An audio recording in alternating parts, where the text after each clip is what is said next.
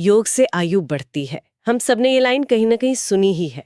लेकिन क्या ये सिर्फ एक यूं कहें एक अच्छी लगने वाली कहावत है, एक आध्यात्मिक दिलासा, या इसके पीछे वाकई कोई ठोस विज्ञान है?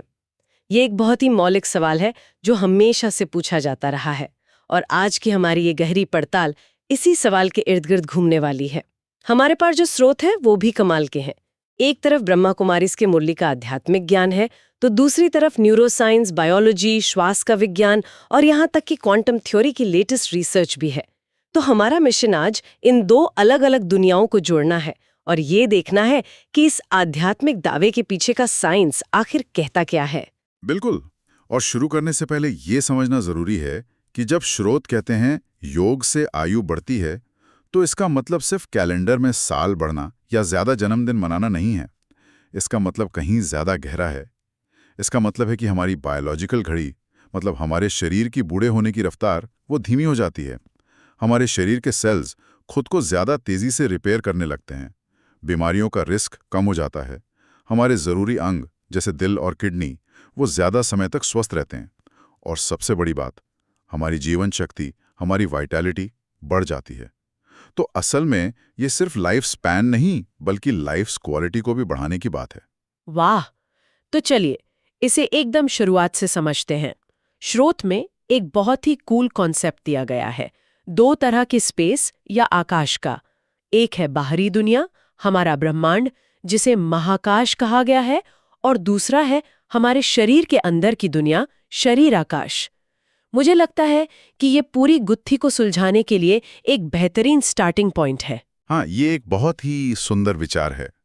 और ये कोई नई बात नहीं है। ये सीधे सीधे उपनिषदों की एक टीचिंग से कनेक्ट करती है, यथा ब्रह्मांडे तथा पिंडे। अच्छा, as is the universe so is the body.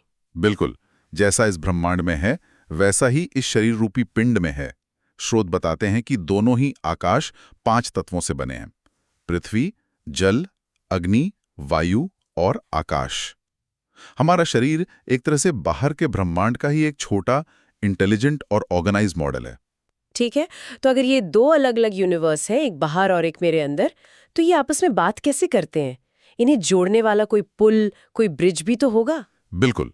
और स्रोत कहते हैं कि वो ब्रिज है हमारी श्वास, हमारी ब्रेथ। अच्छा, श्वास। स्रोत की एक लाइन पर मैं सबका ध्यान खींचना चाहूंगी। श्वास बाहरी दुनिया को शरीर की भीतरी दुनिया से जोड़ती है। सुनने में तो ये बहुत गहरा लगता है, पर इसके पीछे का साइंस क्या है? का सिर्फ 10% हिस्सा है। असल में हर सांस के साथ हम सिर्फ हवा नहीं, बल्कि ऊर्जा और सूचना का भी आदान प्रदान कर रहे हैं। ये इलेक्ट्रॉन्स का एक प्रवाह है। हमारी एक एक सांस हमारे खून के पीएच लेवल को, हमारे नर्वस सिस्टम को, हमारे हार्मोन्स को और यहाँ तक कि हमारी ब्रेन वेव्स तक को सीधे तौर पर कंट्रोल करती है। एक मिनट, तो आप कह रहे हैं कि मैं अपनी सांस को बदलकर अपने हार्मोन्स और ब्रेन वेव्स को बदल सकती हूँ? एग्जैक्टली। और अगर इसे मुरली के ज्ञान से जोड़ें तो वहां कहा जाता है कि प्राण शक्ति बाहर से नहीं, स्मृति से आती है। मतलब असली लाइफ फोर्स का सोर्स हमारी चेतना, हमारी आत्मा की स्मृति है। लेकिन उस चेतना की शक्ति को इस शरीर में चलाने वाला, उसे एग्जीक्यूट करने वाला जो मीडियम है, वो हमारी श्वास है। वाह! तो मतलब शक्ति का सोर्स तो चेतना है, पर शरीर तक उसे पहुंचाने वाला डिलीवरी सिस्टम हमारी सांस है। Is there a fair way to put it? That's a perfect way to put it. श्वास, चेतना और शरीर के बीच का कम्युनिकेशन चैनल है। ये कनेक्शन तो समझ आ गया, पर जब मैं अपने अंदर की दुनिया के बारे में सोचती हूँ तो सबसे पहले ख्याल आता है तनाव का, स्ट्रेस का। और जब भी मैं तनाव में होती हूँ, मेरी सांसें पूरी तरह बिगड़ जाती हैं। स्रोत कहते हैं कि तनाव एक एजिंग एक्सेलरेटर है, यानी उम्र बढ़ाने की प्रक्रिया को फास्ट फॉरवर्ड कर देता है। ये हमारे दिमाग में असल में काम कैसे करता है? तनाव को आप शरीर का इमरजेंसी अलार्म समझ सकते हैं। जब ये बजता है तो कॉर्टिसोल नाम का एक स्ट्रेस हार्मोन रिलीज होता है। थोड़ी देर के लिए तो ये ठीक है, हमें खतरे से बचाता है। लेकिन अगर ये अलार्म 24 घंटे बजता रहे, जैसा आजकल की जिंदगी में होता है, तो ये शरीर को अंदर से खाने लगता है। विज्ञान साफ बताता है कि लगातार बढ़ा हुआ कॉर्टिसोल हमारे डीएनए के सिरों पर लगे सुरक्षा कवच, जिन्हें टेलोमियर कहते हैं, उन्हें छोटा करने लगता है। यह हमारे सेल्स के पावर हाउस माइटोकॉन्ड्रिया को डैमेज करता है और हमारे इम्यून सिस्टम को कमजोर कर देता है। ये सब मिलकर उम्र बढ़ने की रफ्तार को बढ़ा देते हैं। बाप रे! तो तनाव लिटरली हमारे डीएनए पर हमला कर रहा है। ओके, तो अगर तनाव एजिंग का फास्ट फॉरवर्ड बटन है तो राजयोग की अवस्था क्या करती है? क्या ये सिर्फ पॉज बटन दबाती है या ये सच में रिवाइंड कर सकती है? बहुत अच्छा सवाल है। ये सिर्फ पॉज नहीं करती, ये रिपेयर मोड को एक्टिवेट करती है। देखिए, जब कोई व्यक्ति राजयोग का अभ्यास करता है तो उसके दिमाग में कमाल का बदलाव आता है। दिमाग का अगला हिस्सा, जिसे प्रीफ्रंटल कॉर्टेक्स कहते हैं, जो हमारा विवेक और कंट्रोल का सेंटर है, वो एक्टिव हो जाता है। और दिमाग के अंदर जो डर और तनाव का सेंटर है, जिसे एमिगडाला कहते हैं, हमारा पैनिक बटन, वो शांत हो जाता है। तो एक तरह से दिमाग का समझदार हिस्सा इमोशनल हिस्से पर कंट्रोल कर लेता है। बिल्कुल, लेकिन सबसे जरूरी बदलाव होता है हाइपोथैलेमस में। ये हमारे दिमाग का मास्टर ग्लैंड कंट्रोलर है। ये राजयोग में स्थिर हो जाता है। एक मिनट, मास्टर ग्लैंड कंट्रोलर? ये तो बहुत महत्वपूर्ण लग रहा है। हाँ, इसे आप शरीर की केमिकल फैक्ट्री का सीईओ समझ लीजिए। यही CEO pituitary, pineal, thyroid, adrenal जैसी सभी जरूरी ग्रंथियों को निर्देश देता है। और यही ग्रंथियां ग्रोथ, मेटाबॉलिज्म और एजिंग की पूरी प्रक्रिया को कंट्रोल करती हैं। वो हाइपोथैलेमस शरीर की केमिकल फैक्ट्री का सीईओ है और राजयोग उस सीईओ को शांत कर देता है ताकि वो सारे डिपार्टमेंट्स को पैनिक वाले मेमोज भेजना बंद कर दे। क्या मैं सही समझ रही हूँ? एग्जैक्टली। आपने पूरी न्यूरो एंडोक्रोनोलॉजी को एक लाइन में समझा दिया। जब सीईओ शांत होता है तो पूरी फैक्ट्री आराम से, कुशलता से काम करती है। शरीर सर्वाइवल मोड से निकलकर रिपेयर मोड में चला जाता है और यही उम्र बढ़ने की गति को धीमा करने का राज है। आपने टेलोमियर्स का जिक्र किया था और स्रोतों में इसके लिए जो उपमा दी गई है वो मुझे बहुत पसंद आई। जूते के फीतों के आखिर में जो प्लास्टिक का सिरा होता है वो, क्या आप इसे थोड़ा और समझा सकते हैं? ये एक परफेक्ट उपमा है। जैसे वो प्लास्टिक का सिरा फीते को खुलने से बचाता है, वैसे ही टेलोमियर हमारे डीएनए को डैमेज होने से बचाते हैं। हर बार जब हमारा सेल डिवाइड होता है तो ये टेलोमियर थोड़े से छोटे हो जाते हैं। ये एक नेचुरल एजिंग प्रोसेस है। तनाव इस प्रक्रिया को बहुत तेज कर देता है, मानो कोई कैंची लेकर उन्हें काट रहा हो। तो क्या हम इसे रोक सकते हैं? यहाँ पर विज्ञान एक बहुत ही हैरान करने वाली बात बताता है। हार्वर्ड और नोबेल पुरस्कार विजेता एलिजाबेथ ब्लैकबर्न का शोध ये साबित करता है कि ध्यान यानी मेडिटेशन हमारे शरीर में टेलोमेरेज नाम के एक एंजाइम को एक्टिवेट करता है। ये एंजाइम एक तरह की रिपेयर टीम है जो इन टेलोमियर की रक्षा करती है और कई बार उनकी लंबाई को फिर से बढ़ा भी सकती है। रुकिए, ये बात मेरे लिए थोड़ी हैरान करने वाली है।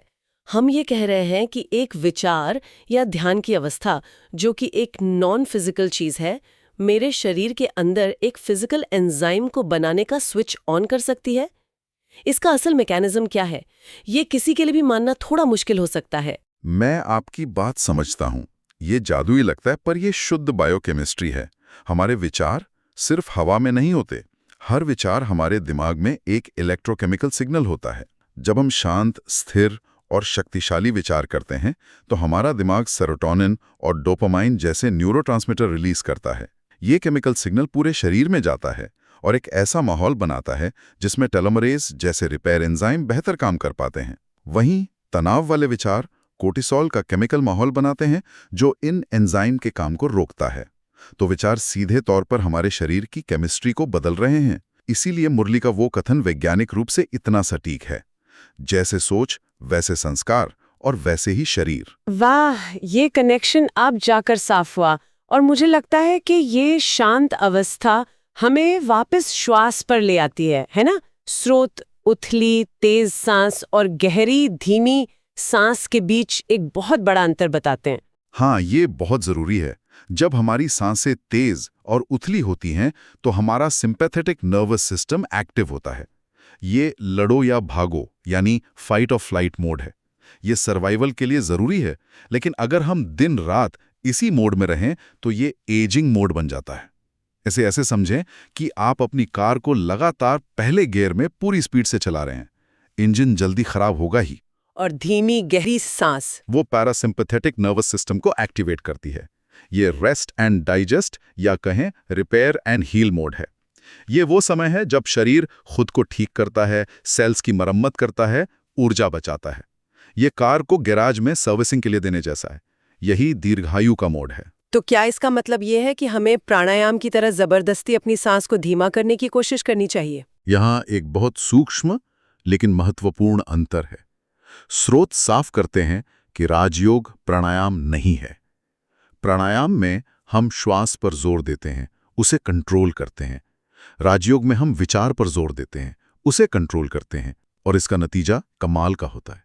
जब आप अपने विचारों को शांत और स्थिर करते हैं तो आपकी श्वास अपने आप बिना किसी एफर्ट के धीमी और गहरी हो जाती है। ये एक नेचुरल बाय प्रोडक्ट है, जबरदस्ती की कसरत नहीं। यही सहज योग ही श्रेष्ठ योग है का सार है। ये एक बहुत बड़ा फर्क है। ठीक है, हमने ब्रह्मांड से लेके सेल्स तक की बात कर ली, लेकिन स्रोत हमें एक और लेवल पर ले जाते हैं, क्वांटम लेवल पर। निकोला टेस्ला का एक मशहूर कोट है, अगर आप ब्रह्मांड के रहस्य जानना चाहते हैं तो ऊर्जा, आवृत्ति और कंपन, एनर्जी, फ्रीक्वेंसी एंड वाइब्रेशन के संदर्भ में सोचें। ये राजयोग पर कैसे लागू होता है? इस नजरिए से देखें तो पूरी तस्वीर ही बदल जाती है। इस थियरी के हिसाब से आत्मा क्या है? ऊर्जा का एक बिंदु, एन एनर्जी पॉइंट। हमारे विचार क्या हैं? अलग अलग आवृत्तियां यानी फ्रीक्वेंसीज। डर की फ्रीक्वेंसी बहुत लो और क्योटिक होती है, शांति की फ्रीक्वेंसी बहुत हाई और ऑर्डर्ड होती है। और हमारा शरीर ये एक रिसीवर सिस्टम है जो इन फ्रीक्वेंसी को पकड़ता है। ओके। अब सोचिए, जब आत्मा यानी ऊर्जा का वो बिंदु परमात्मा यानी the supreme source of energy से जुड़ता है तो क्या होता है? एक उच्चतम आवृत्ति का अनुनाद होता है, अ हाईएस्ट फ्रीक्वेंसी रेजोनेंस। इसे ऐसे समझिए जैसे एक ऑर्केस्ट्रा में सारे म्यूजिशियन अलग अलग धुन बजा रहे हैं। यह है केओस, या विज्ञान की भाषा में एंट्रोपी। राजयोग उस कंडक्टर की तरह है जो आकर सबको एक ही सुर में ले आता है। अचानक वहां हार्मनी या कोहेरेंस पैदा हो जाती है। और नियम यह है कि एक कोहेरेंट सिस्टम, एक सामंजस्यपूर्ण सिस्टम, ज्यादा स्थिर होता है, कम ऊर्जा बर्बाद करता है और धीरे धीरे बूढ़ा होता है, जबकि एक केओटिक सिस्टम तेजी से बिखरता है। ये ऑर्केस्ट्रा वाला उदाहरण कमाल का है। इसने एक बहुत ही एब्स्ट्रैक्ट आइडिया को एकदम साफ कर दिया, लेकिन फिर भी इसे रोजमर्रा की जिंदगी में देखते हैं।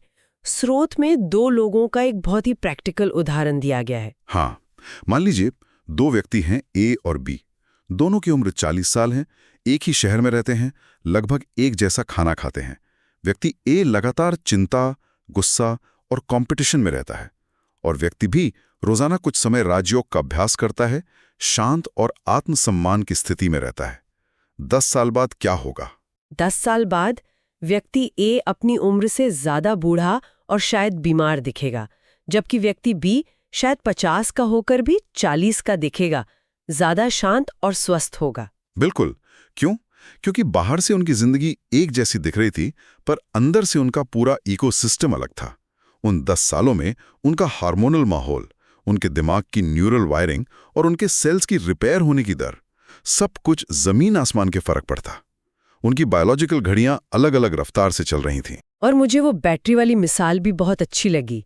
तनाव हमारे मोबाइल में बैकग्राउंड में चल रहे उन ऐप्स की तरह है जो हमें दिखते नहीं पर लगातार बैटरी खत्म करते रहते हैं। एकदम सही।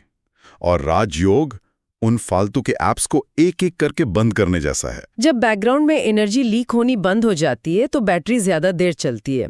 ठीक उसी तरह जब हम तनाव और व्यर्थ विचारों से अपनी जीवन ऊर्जा को बचाते हैं तो हमारा जीवन ज्यादा लंबा और स्वस्थ चलता है। क्या इन विचारों का कोई समर्थन हमारे प्राचीन भारतीय ग्रंथों में भी मिलता है? संक्षिप्त में कहूं तो हाँ, बिल्कुल मिलता है। भगवद गीता में कहा गया है, योगः कर्मसु कौशलम। योग यानी कर्म में कुशलता। कुशलता का मतलब ही है किसी काम को कम से कम ऊर्जा खर्च करके करना। जब एनर्जी का वेस्टेज कम होगा तो जाहिर है उम्र बढ़ेगी। इसी तरह पतंजलि योग सूत्र कहते हैं कि प्रयास में शिथिलता लाने से अनंत चेतना में स्थिति होती है।